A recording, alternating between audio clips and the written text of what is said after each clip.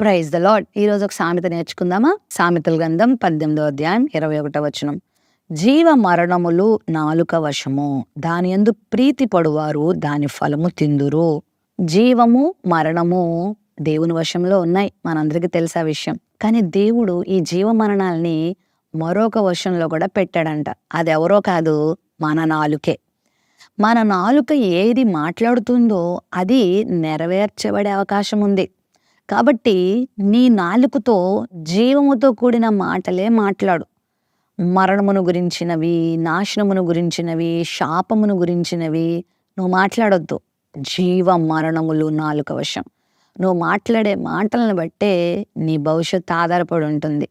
ఆ ఫలము నువ్వు అనుభవిస్తావు. కాబట్టి జీవం గల మాటలు, దేవుని మాటలు, అనుకూలమైన మాటలు, పరిశుద్ధమైన మాటలు, మధురమైన మాటలు, మృదువైన మాటలు పలుకు నీ నోటితో.